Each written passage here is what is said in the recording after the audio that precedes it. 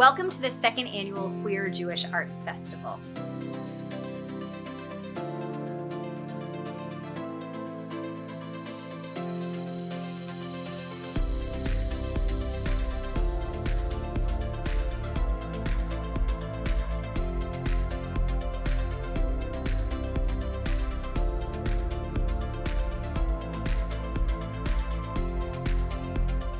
In addition to celebrating intersectional art, we also want to bring you voices and stories from an array of people in Baltimore who are part of the queer community.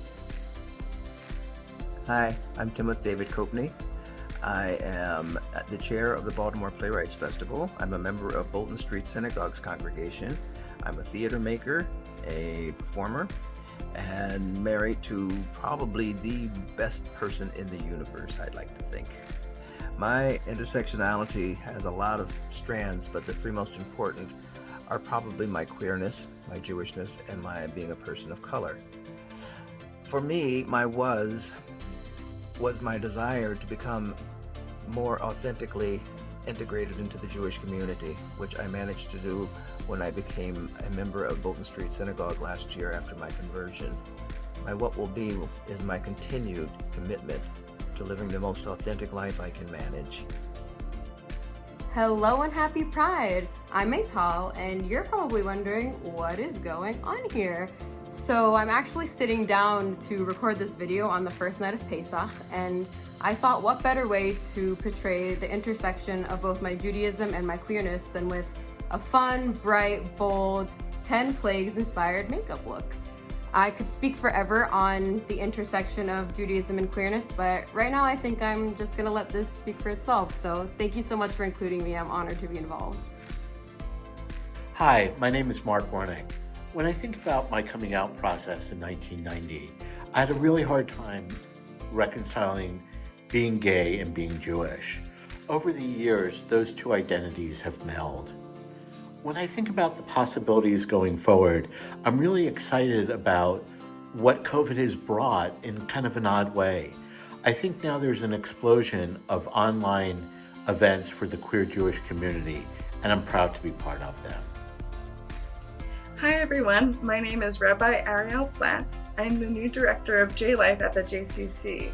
Welcome to the Queer Jewish Arts Festival. One of the many things that I love about Judaism is Judaism celebrates journeys. For example, Jacob, one of our patriarchs, wrestles with an angel, and some say even himself, to become Israel. Then of course there is the 40-year-long Israelite journey through the desert once they were freed from Egypt to become a people and to reach the promised land. We also have beautiful life cycle rituals and blessings to mark special and everyday moments. We all experience journeys throughout our lives, periods of time that transform us from who we were to who we are and into who we will be. We need the journeys to grow. That is what this festival is all about, celebrating what was and what could be. There are a lot of amazing possibilities out there, so let's celebrate them.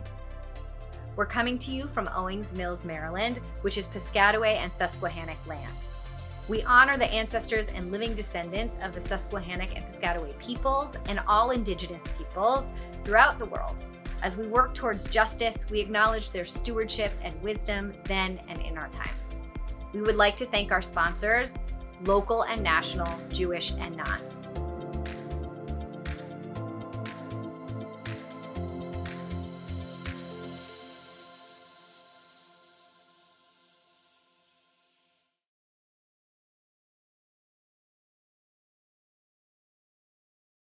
Hello and welcome to everyone to our film discussion about trans kids. I'm Sarah Qureshi, the film program director for the Gordon Center for Performing Arts. This film and the discussion are part of the Gordon Center's second annual Queer Jewish Arts Festival, which is sponsored by the grandchildren of Harvey M. and Lynn P. Meyerhoff Philanthropic Fund. We also want to thank our many other supporters and partners for the Queer Jewish Arts Festival.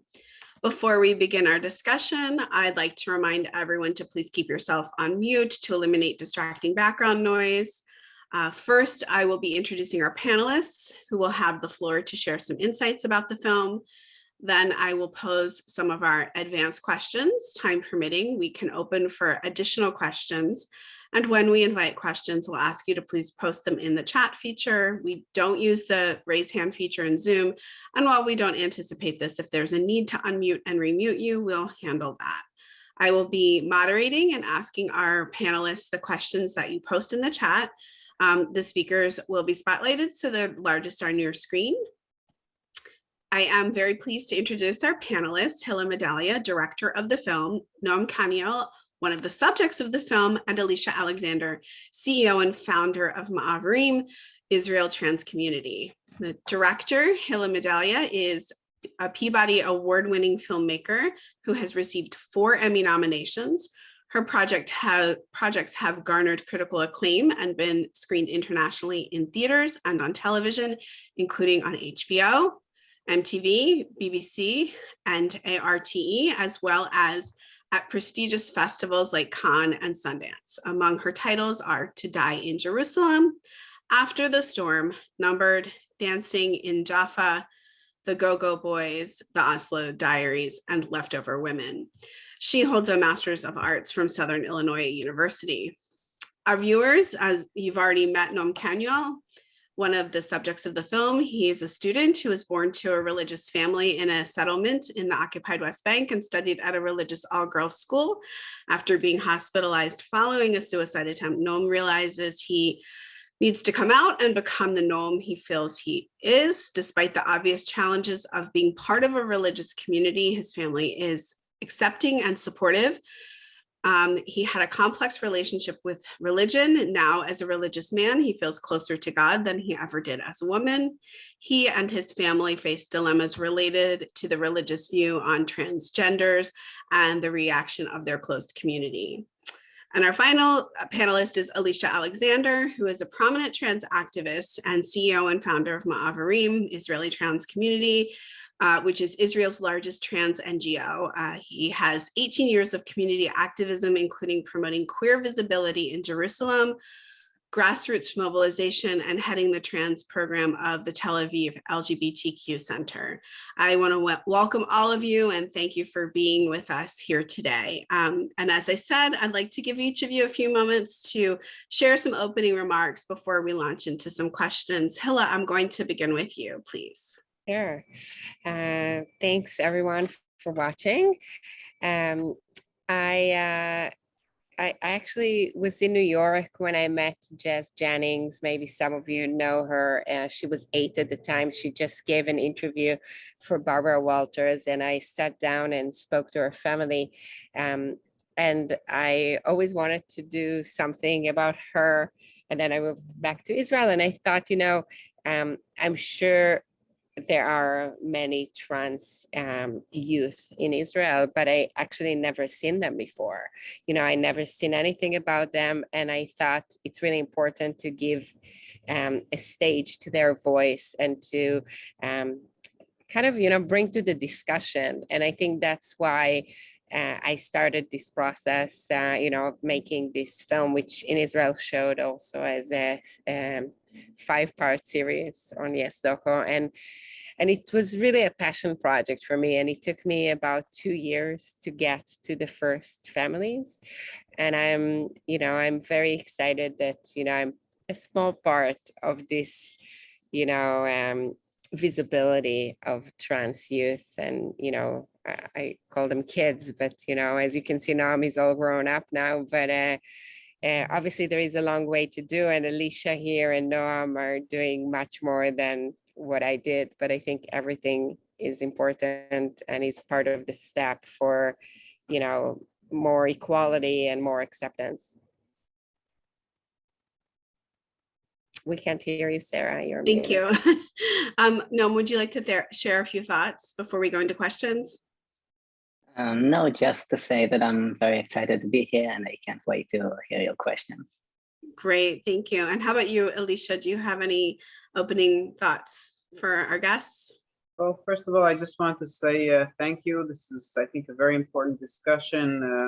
The transgender issues in the United States have become like a issue during the campaigns, like Trump's campaign. It's like a big issue, even though we're a very marginalized community. And I think many times trans kids are stuck in the middle of it.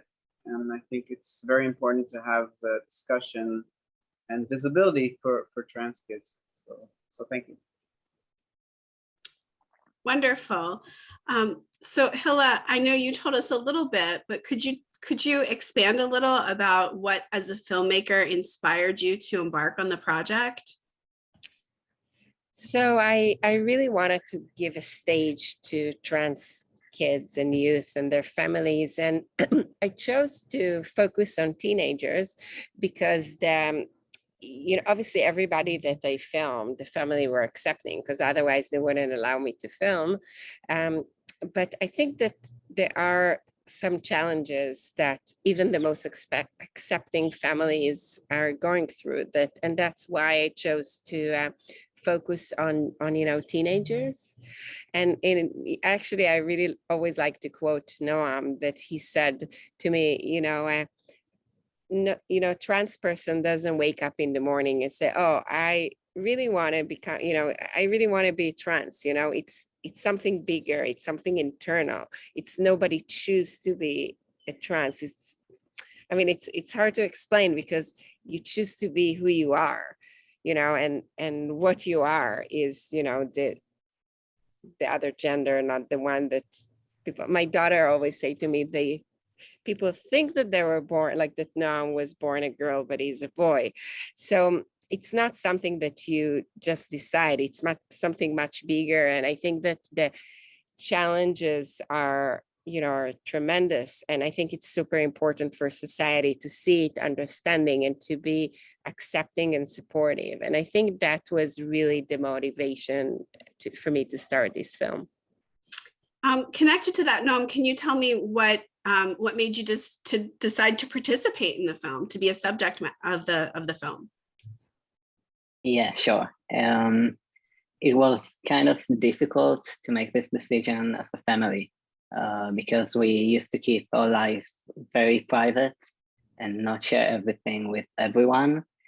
And being a part of a documentary film is very putting yourself out there and letting everybody know like everything about your daily life. And so I think what made us decide that we want to join this film is the progress we been through as a family. That we realize that a lot of people don't accept trans people because they don't see a face. They don't understand that the trans people that we are talking about can be part of their family and part of the community. And once you see a face and you see that it's not a scary monster as some people imagine it, and it makes it a lot easier.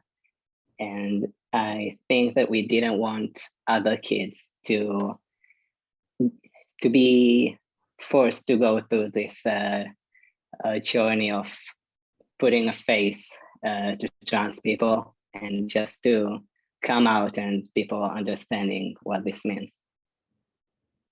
Thank you. Can you all tell us how the film, which, as you said before, was presented as a docuseries in Israel, how it's been received there? And I know each of you will have your own perspectives, and Noam, you'll probably have particular perspective of how people have reacted to you as a subject of the film. So I want to start with you. I was surprised that people really was happy to see me and was very accepting, and really took it very well that trans people are screened on the TV. And later on, Hilla told me that it wasn't all accepting and beautiful as I thought it was. Hilla told me that they received some letters, and there was an amount of people that weren't accepting it so much, but I think Hilla can elaborate, because they shielded us from all the negativity and made us really believe that And I think it's not, I think the amount of good responses that we got is very high. Like I will never accept so many messages, and people approached me on Instagram and Facebook and made a way to contact me and tell me how they thought it was good to see trans people on the screen. But I think Hilla can elaborate on the other side of it. I think that to me, what was, I mean, we got a lot of mixed, reaction from here and there. But I think for me, what was so important was, first of all, we got some people. There was, for example, a family that lives in the UK that their child transition, and they actually haven't visited Israel ever since the transition. And after the show, the series screened on TV, and they felt for the first time that they can tell their family to watch it, and then they could come and meet with them. Or for example, we got some kids contacting us, and they said, we feel the same, and they asked me to connect them to the kids or to their parents. And even I have 2 kids, and in my daughters at the time, kindergarten, there were a family with a kid that was going through transition. And the mother called me and she wanted to speak to me, and she said that she didn't watch it because it was too hard for her. She didn't think she can watch it, but her kind of close community watched it, and it really helped her explain to them what they're going through. So I think, I like to focus on that, but I had different reactions. And I think that also what's really nice that we screen a lot in schools around Israel. And, I try to always come with, one of the kids in the, in the film, just so the students meet them. And I think this is really nice. And even there, I had a situation where I sometimes stay outside when the film is screened, because, I've seen it a few times already. And one time, after maybe 30 minutes, a student came out and he's like, I can't see this thing. And the teachers that were standing outside with me were very embarrassed. And I told them, look, for me, even the fact that this person saw it for 30 or 40 minutes, it's something. Maybe it will open something in their minds, and it's important.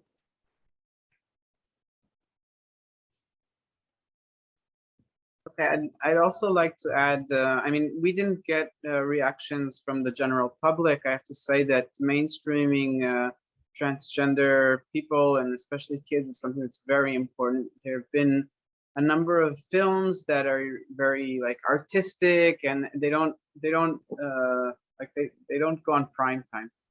And anytime someone does a film about the trans community that actually gets to the mainstream, it makes a huge impact. So I have to say that there's a big impact in that way. But most of the reactions that we heard were reactions from the trans community itself.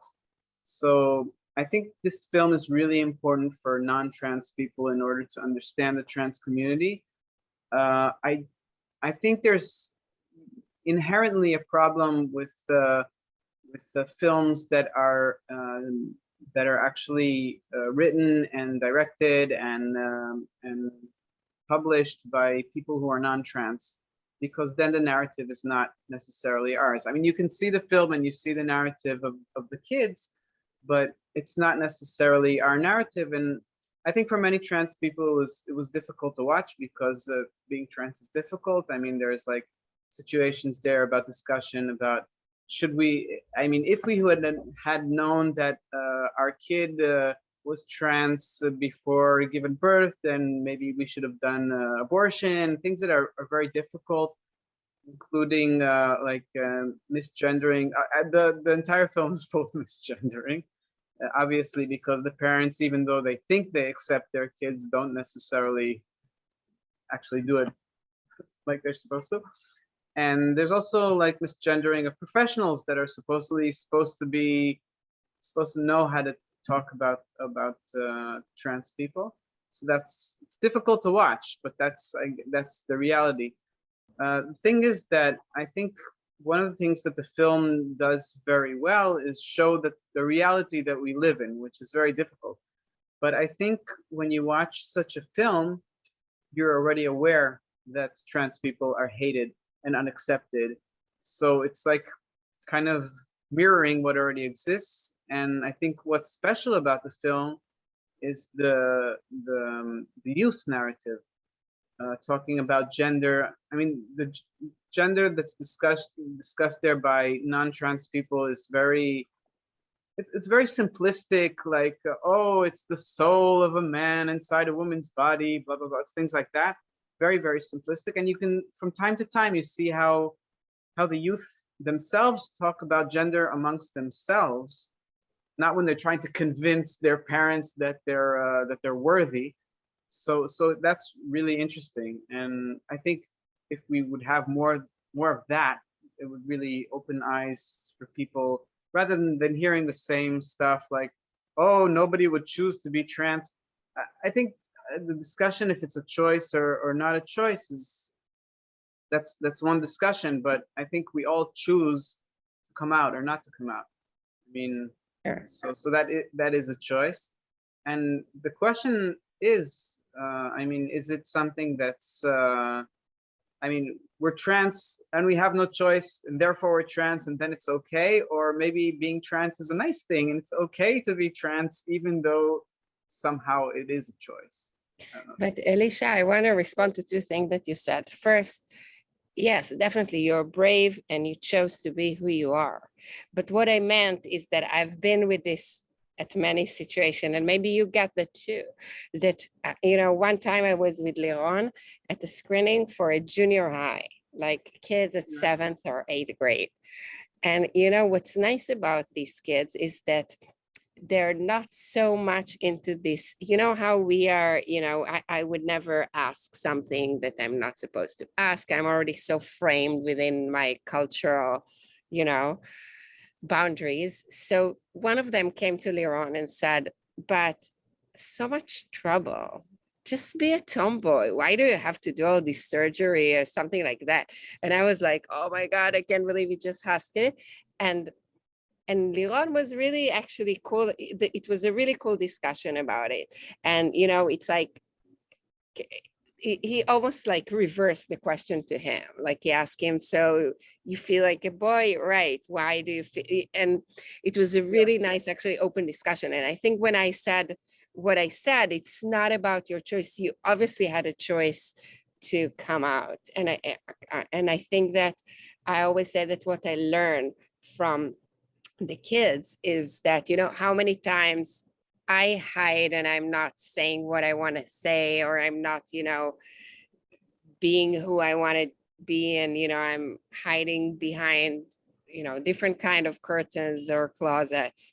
And I think that's what's so nice and brave about them, and about the families, how with all the challenges, you know, I had such a hard time at the beginning of the process speaking with Ofri's mom.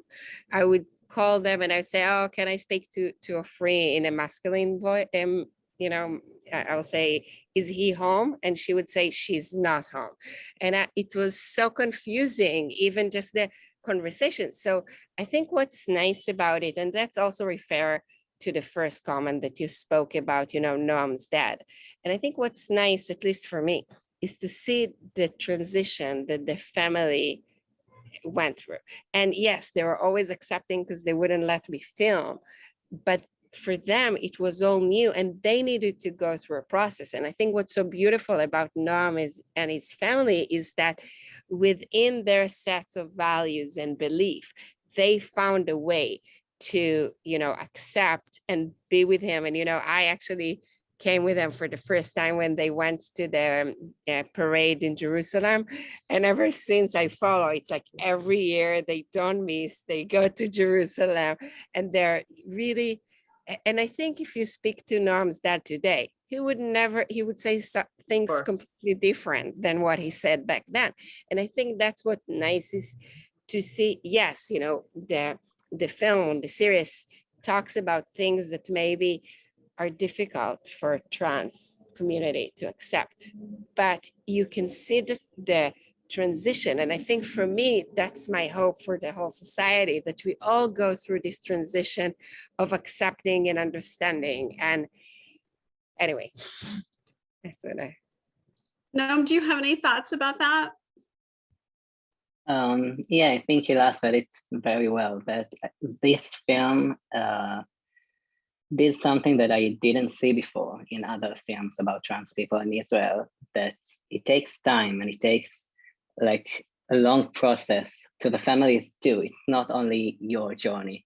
Your family needs to really take their time to accept it. And when I came out and people weren't immediately changing the pronouns to how they talk to me and how they see me, at the beginning, I thought they weren't accepting me. And it took me a while to really understand that it takes time to other people around me as well. Elisha, can you tell us a little bit more about your organization and why you founded it? Sure. I just want to say that I think many trans people found it difficult to watch. It doesn't mean it's a bad movie. I mean, it's a good film. It does the work, but I think it's traumatic to watch it sometimes, to see how people treat trans people, because you're trying to like shield yourself from it, and then you get to watch it again. Our organization was founded 8.5 years ago. Today, we're the largest trans organization in Israel, and we basically provide critical information for the trans community regarding all kinds of stuff like medical and welfare system and healthcare and things like that. And on the other hand, we also provide information about the trans community to educators and doctors and policymakers. So we have all kinds of different programs. We have a scholarship program for trans students. We have a yearly conference. We have social workers that assist trans people and their families regarding rights. And it's worth mentioning, there's another organization called the Lioness Pride. In Hebrew, it's the Brit Leviot, and it's an organization of parents of trans kids. So they deal a lot with these issues, and many times we work together. It's like a trans organization coalition. There's actually 4 of us, or 4 organizations. And when we founded the organization, it's because none of the LGBT really did anything for trans people. I mean, the T was there because we were angry that they didn't add the T, but it used to be like the gay and lesbian organizations. And until we didn't start doing things for ourselves, then it was really marginalized. I mean, it was really the bottom of the list of important things to do. And I think much of our work also influenced this. I mean, now we see LGBT organizations that realize not only that it's important, that it's one of the most important issues within our community. And we see also different ministries are working, and what we do is basically work together with the government in order to change policy, and so we do all kinds of stuff. I can elaborate if there's anything specific that interests you. Well, maybe you can include that as you answer some of my following questions. But I'd like to ask right now, all of our speakers, if you have any insight that you can tell us what might be unique about the lives of young trans people in Israel, and possibly highlight some similarities and differences from what you might know about the experiences of those living here in the US and elsewhere. And Elisha, I'll just ask you to start with that. Okay. Well, first of all, I think the language, that's something that's different from the United States, very gendered. I mean, you just say table, it's already gendered. Everything you talk about is gendered. So that can be actually useful because I didn't even mention my pronouns, but I mean, many times when you talk, then you're able to say what gender you are as you speak, as opposed to English where you don't have to use it. So for non-binary people, that's many times very convenient that there's not so much gender in English, but in Hebrew it's so gendered that some non-binary kids prefer to speak English if they know English. and also, but for binary people, it's sometimes actually more convenient because I don't have to actually say my pronouns. I can just say, hello, my name is blah, blah, blah, and it's already obvious what my pronouns are. And so that's like one thing. The other thing is the fact that we're basically a religious country, and that means that it's a lot of the policy is very difficult to change because of the way the government is built. There's religious, ultra-Orthodox, actually, parties within the coalition. Mostly, the last coalition, they weren't in the ministry, so it's very, very difficult to change policy in Israel.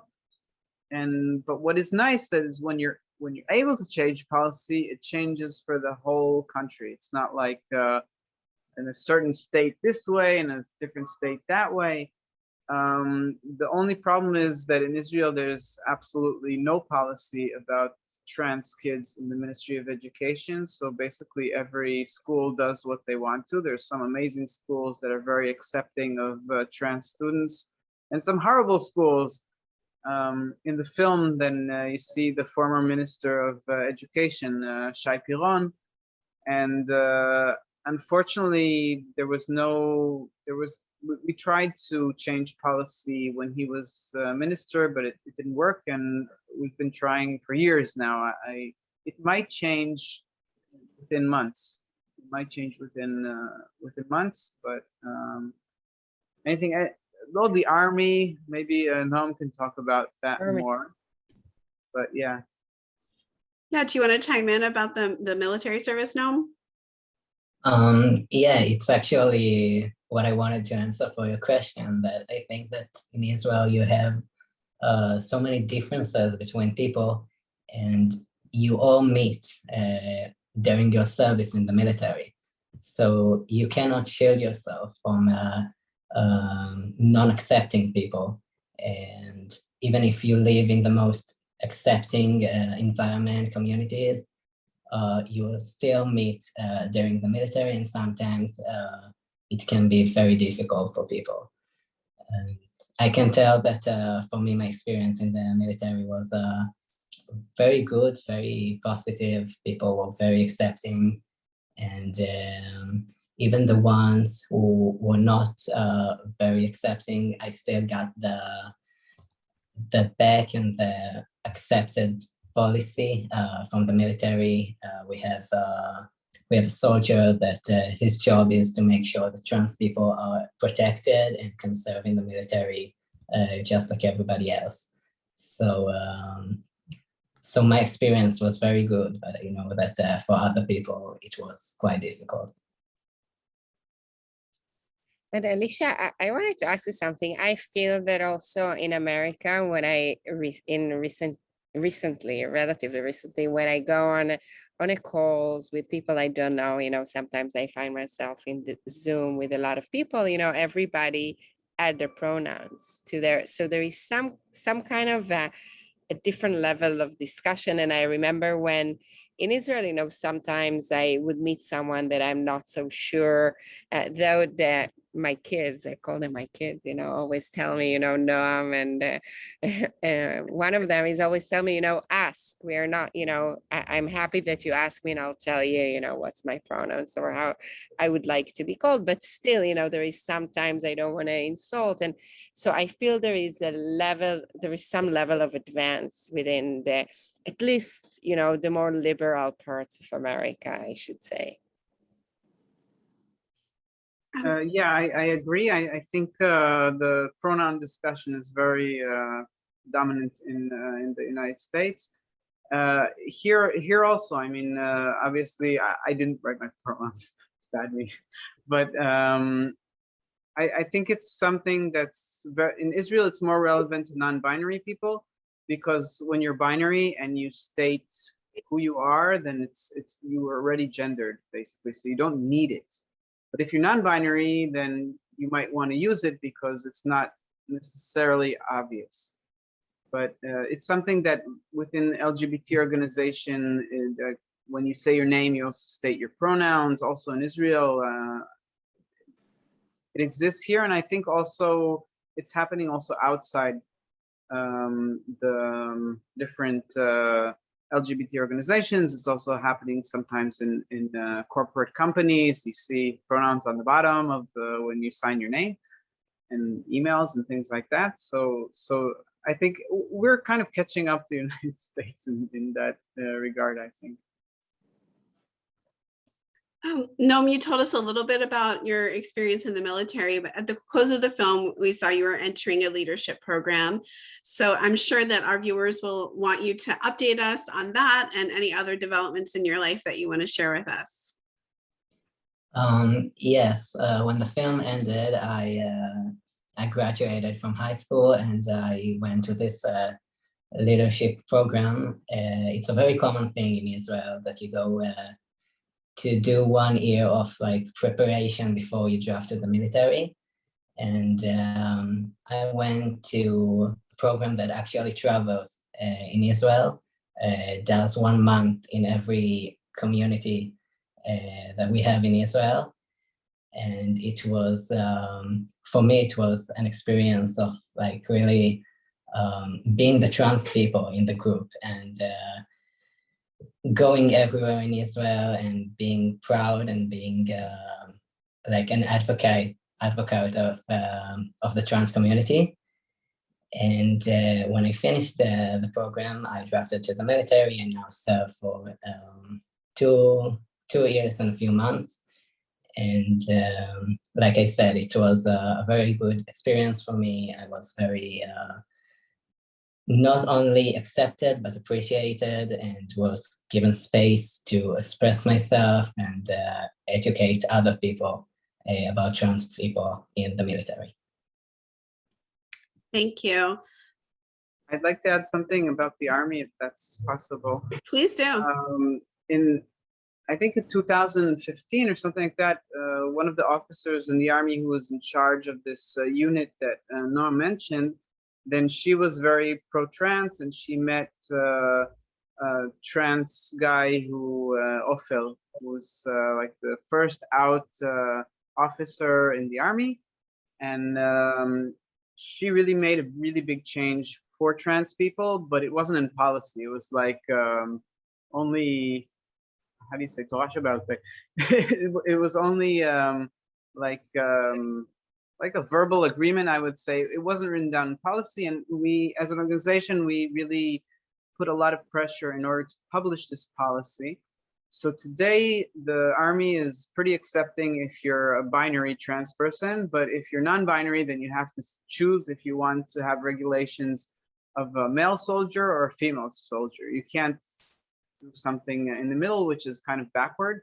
I think women soldiers are upset about this anyway. There's no reason to have different regulations for men and women. They have like this stupid hat, I don't know if it still exists, that's different for women. No, they canceled that, good. But there's also other kinds of restrictions that are different from men and women in the Army. But there's something really special, I think, about the Army in Israel, that it's basically much more advanced than other ministries, other parts of the government, that the people who push things forward and sign on policy in the Army are basically a bit younger, like a generation younger from the ones, say, in the Ministry of Education. And so many times we see advances in the Army before they happen in the rest of the society. And really, the policy in the Army was one of the first policies that published that included trans people.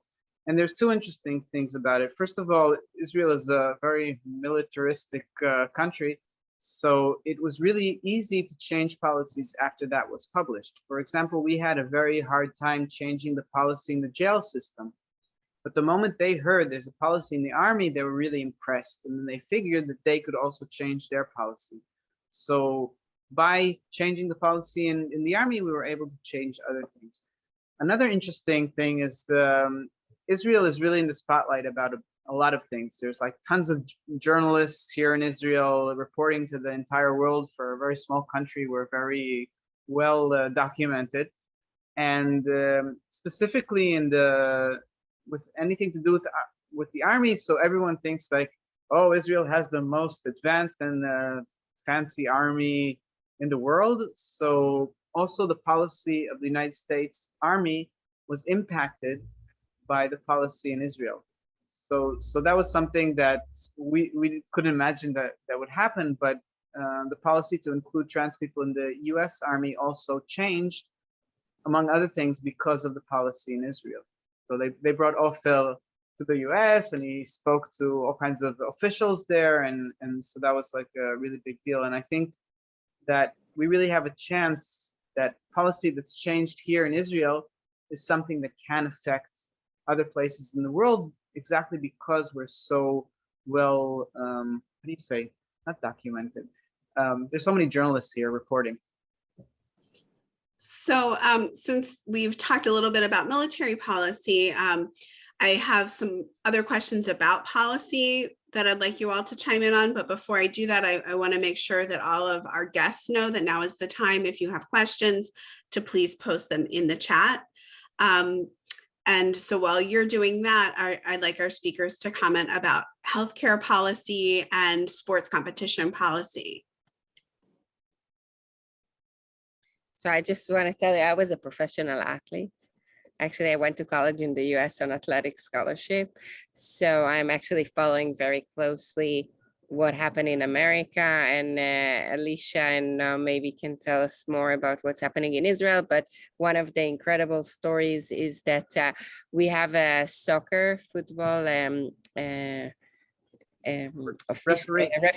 referee. Sorry, it's like I couldn't translate the word in Hebrew and it didn't make sense, who is trans, and she's now a referee in the first league, which is quite incredible. And actually someone else is making a film about her, so I'm excited, looking forward for that to come out, because she's trying for I think for the European or in other international organization to be a referee on the international level.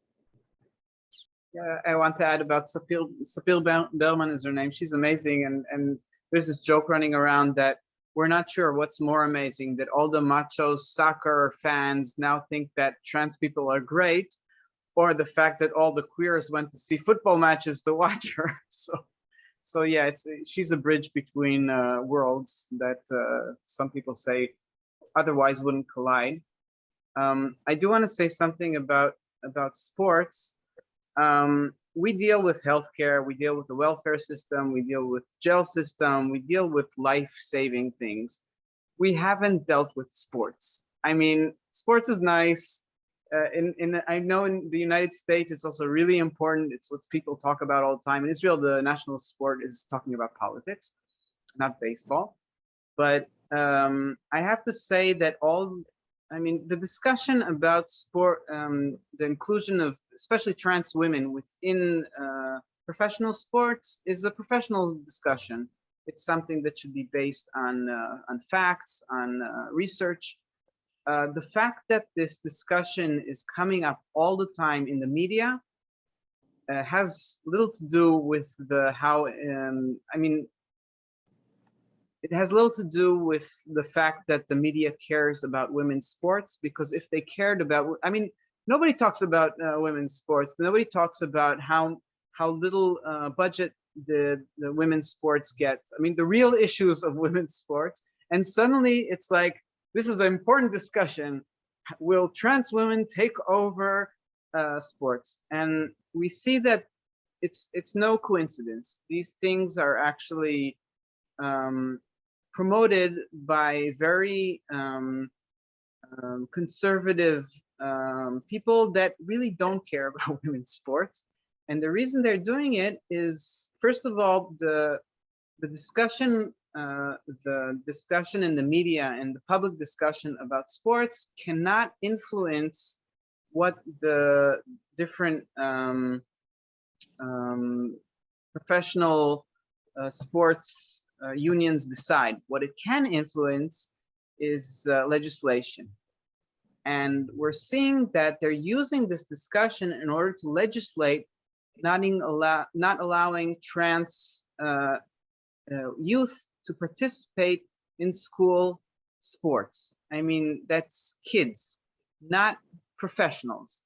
And this has nothing to do with being fair in sports, because sports has a lot of things besides who comes first. It's also about working together and all kinds of other values that sports is supposed to promote, especially within like schools. I'm not talking about professional sports. So this is a small part of what's called hate speech against the trans community. It's done really well. I mean, I used to start reading about, yeah, with the hormones, and maybe it's supposed to be a year or 2 years, and then I realized that this is not the discussion. I mean, we're not supposed to be dealing with sports for a trans organization cares, but it's being used. It's being used just like, I mean, there was discussion about bathrooms, if you remember, that men will disguise themselves as women and then attack women in the bathrooms. So this didn't actually happen. It's called what blood libels.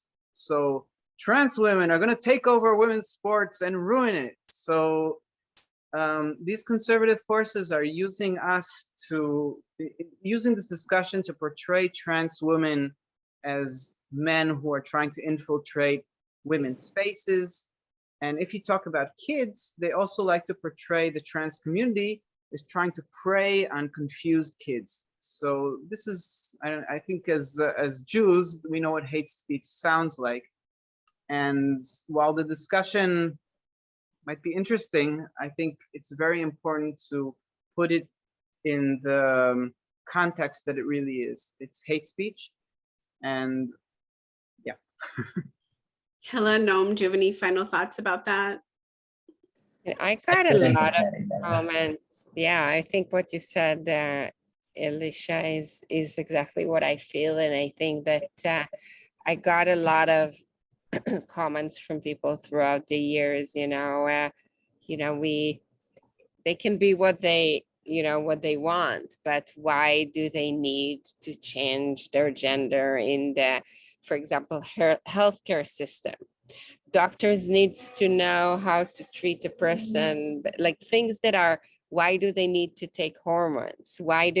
And I've gotten a lot of that. I've been arguing a lot, to support the decision of, my kids, as I call them, and their families. But I think partially it's because still, even though there has been more visibility of, transgender life on Israeli media and of course in the US, I still feel there is a long way to go. And, so I'm hoping more people will watch, Transkids, and there'll be more, I'm really waiting for this film about Sapir and other kind of more deeper. I mean, I filmed 4 years, from the time that they were in junior high till they graduated high school. And the reason why I felt it needed such a long following, long time to see, because there's so many processes of, not physical, not at all, but it's more like we discussed before, the process of the families, of understanding, the process of a non-trans people, the process of accepting and understanding and speaking the correct language. And so I think this is extremely important, and I hope there'll be more content, because I think that's part of the needed revolution. We lost Noam. Here is Noam.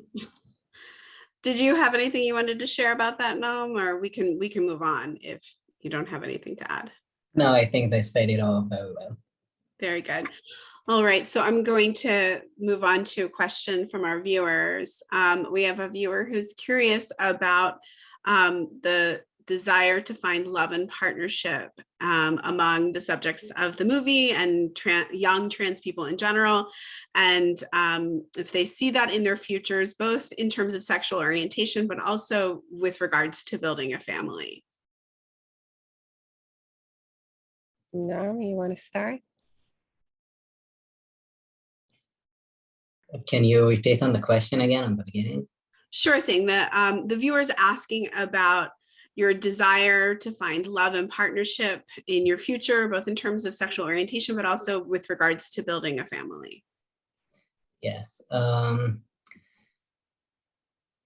I think it's a question that currently bothers my mother quite more than it does bother me. But I think the time will come that I will want to start my own family. And I really hope that by the time that it will happen, we will be able to make a change in Israel, because right now the process will be difficult, and it will be difficult because I'm privileged to have a supportive family and financial support to start a family, but without it, I won't be able at all. And Hilla, some of the other subjects of your film touched on this a little bit, but do you have anything that you can add? Because I'm sure you developed personal relationships with them. Of course, I'm in touch with all of them. I think it varies, you know, some of them, like Liron, was thinking about it from the beginning, and that's why he went through the process of, you know, of retaining, you know, I don't know the words in English, how to say shimur puriyut, but Elisha maybe can save me on that one. But I know, too difficult. But, you know, some of them are thinking, like Liron thought about it before he even started the hormones.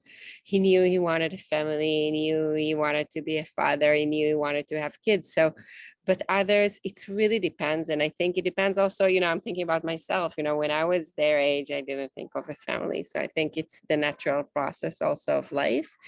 I think, you know, what's I find is that each of them went through slightly a different process in their transition and in their willingness and needs and thoughts and how they wanted to accept themselves. You know, some of them are not interested at all to have any more medical procedure than they did, and they're fine with, you know, how they are today.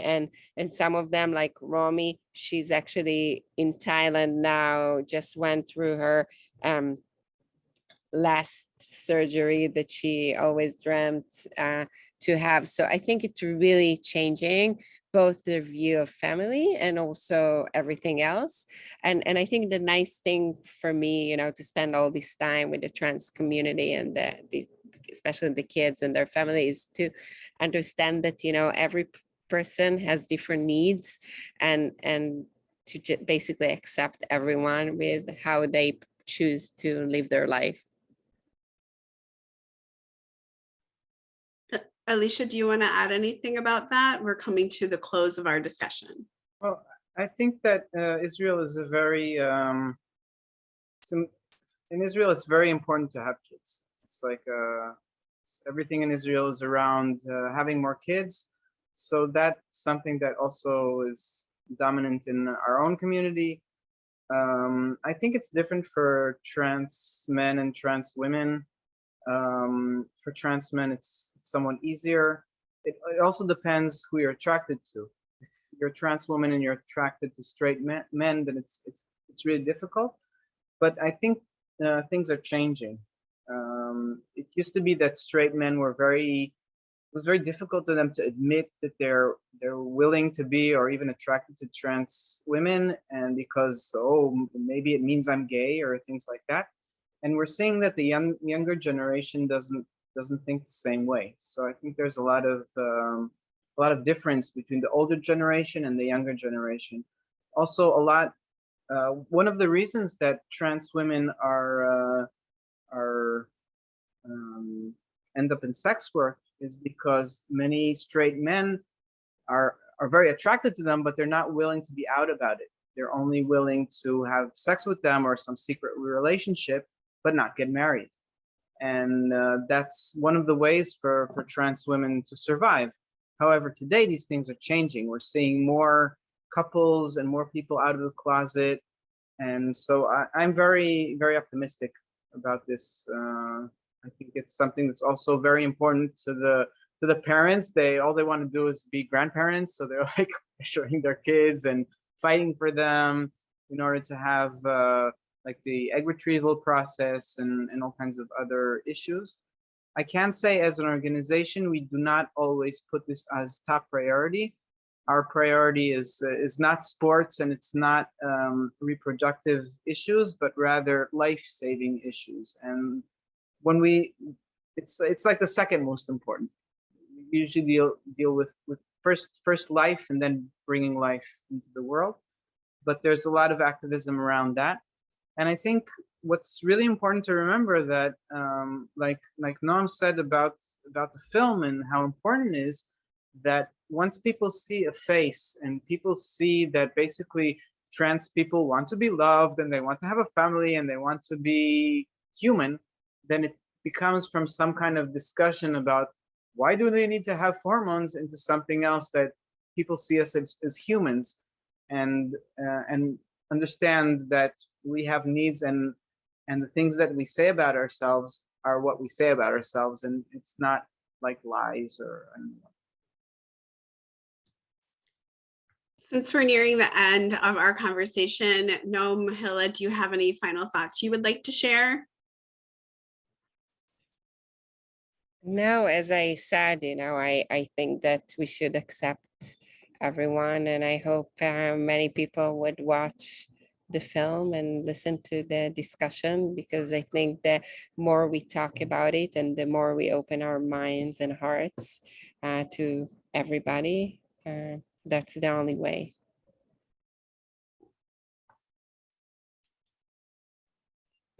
Yes, I agree with Hilla. I have nothing more to add. Okay, Elisha, final thoughts before we say I goodbye? agree with Hilla, but as usual, I have to add. I think acceptance is really important, but I think society as a whole and people in general have not only, it's worth their while to know trans people, because knowing trans people opens your mind to things about gender that are relevant about yourself. I mean, even non-trans people have gender. We all have gender. We may not like it, we may think it's stereotypes, but it opens our minds to see how we ourselves, even if we're not trans, have been oppressed by gender. It opens more possibilities, like maybe I can wear something that I'm not supposed to. Maybe I can go study something that I'm not supposed to. Maybe I can love someone that supposedly I'm not supposed to. So this is something that's in my reason, and from what I think is that the reason that conservatives don't like the trans community so much is exactly that, is that it opens people's minds to see something else that other people would rather oppress. I agree. I remember when I just started, and it will be my last remark, I met with Ilana Berger, who is, really working a lot with the trans community and LGBT community, I think in general. And she told me, I was pregnant at the time with my daughter, and she told me, why do we always think with, female and male terms? There is, the range is so much wider than that, and I think ever since, I also think about, from the colors to different things, that we are so, sometimes we think, oh, why? And I remember one time when my daughter was in school, there was a boy who came with a dress, and, it was very normal and accepting by the kids. And why can't we be like that? And definitely. So I really, I just want to echo what Elisha said, because I think it's really, I learned a lot about myself also, and the set of, kind of frames that I was raised in. Well, I want to thank all of you. I want to share the words of one of our viewers, that we thank you so much for bringing this issue to the mainstream community. We are glad that all of you could be with us here today. And thank you to all of our guests who were in our audience and for being part of the Queer Jewish Arts Festival. Please watch your inboxes and gordoncenter.com for information about other upcoming programs. Thank you all so much for being with us, and have a great day. Bye-bye, everyone. Thanks. Bye. Thanks. Thank you. Bye-bye.